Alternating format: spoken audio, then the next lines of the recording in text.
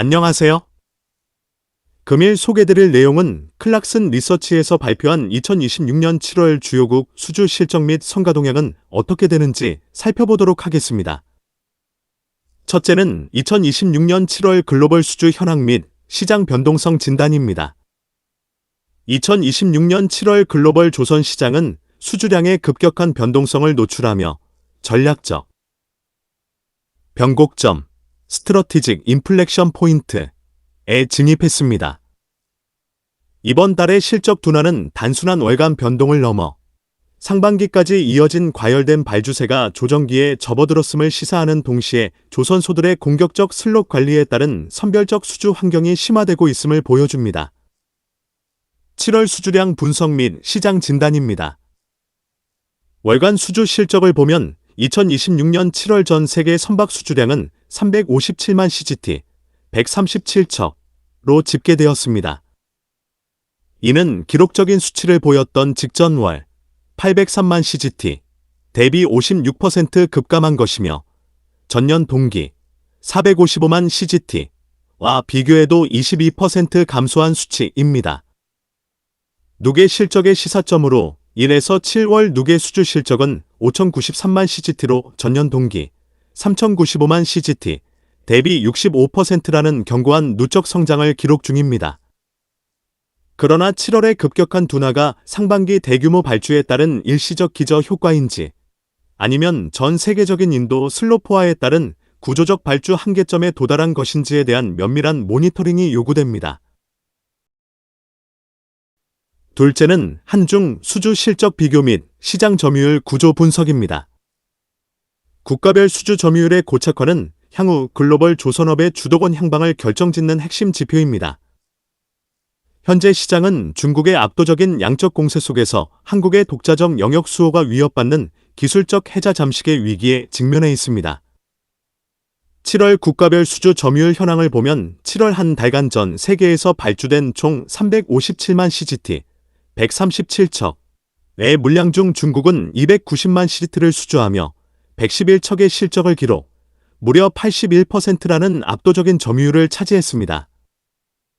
반면 한국은 57만 CGT, 21척을 수주하는 데 그치며 점유율 16%를 기록했습니다. 일본 및 기타 국가들의 수주량은 9만 CGT, 5척로 전체의 3% 수준에 머물렀습니다. 시장 경쟁 구도 평가 및 비판적 검토입니다. 중국의 압도적 양적 팽창을 보면 중국은 7월 한 달간 전 세계 물량의 81%를 독점하며 사실상 시장을 장악했습니다. 1에서 7월 누계 점유율 역시 75%에 달하며 전년 대비 성장률 107%, 이 한국 61%를 압도하고 있습니다. 이는 중국이 단순 벌크선을 넘어 한국의 주력 선종 슬롯까지 잠식하고 있음을 시사합니다. 선택과 집중 전략의 한계를 보면 한국은 17%의 누계 점유율을 기록하며 고부가가치 선박에 집중하고 있으나 양적 격차가 이토록 벌어지는 상황에서 과연 질적 우위만으로 시장 영향력을 유지할 수 있는지에 대한 비판적 의문이 제기됩니다. 자칫 한국 조선업이 주도권을 상실한 채 특정 선종에만 매몰된 니치 플레이어로 전락할 위험이 상존합니다. 셋째는 전 세계 수주 잔량 추이 및 건조 물량 안정성 평가입니다. 수주 잔량은 개별 조선소의 수익 방어 기제이자 성과 협상력의 원천입니다. 현재의 누적 물량은 시장을 강력한 공급자 우위, 셀러즈 마켓으로 견인하고 있으나 국가별 잔량 흐름에서는 상이한 리스크와 기회 요인이 포착됩니다. 2026년 7월 말 기준 수주 잔량 현황입니다. 전 세계 수주 잔량은 2억 1175만 CGT로 전월 대비 232만 CGT 증가했습니다. 국가별 보유 비중을 보면 중국이 1억 4022만 CGT를 보유하여 전체의 66%를 차지하고 있으며 한국은 3823만 CGT로 18%를 점유하고 있습니다. 건조 물량 안정성 및 리스크 분석 주목해야 할 점은 인도 대비 보충의 불균형입니다. 7월 한 달간 중국의 잔량은 361만 CGT 증가한 반면 한국은 오히려 48만 CGT 감소했습니다. 이는 한국이 신규 수주 속도보다 선박인도 속도가 빠른 구간에 진입했음을 의미하며 이러한 추세가 고착될 경우 2028년 이후의 조업 안정성에 공백이 생길 우려가 있습니다.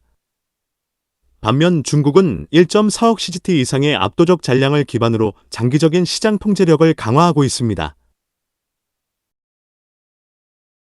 넷째는 신조선가 지수, 노빌딩 프라이스 인덱스, 변동 및 수익성 분석입니다.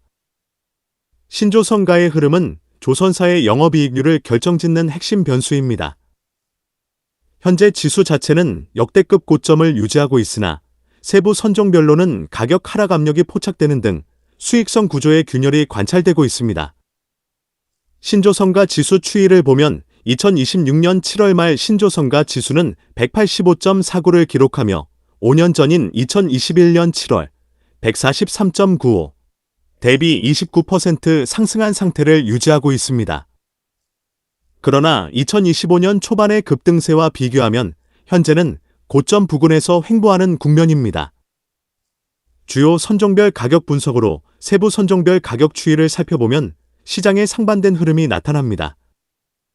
렌치 운반선 174K은 척당 2억 4,850만 불을 기록하며 하락세를 보이고 있습니다.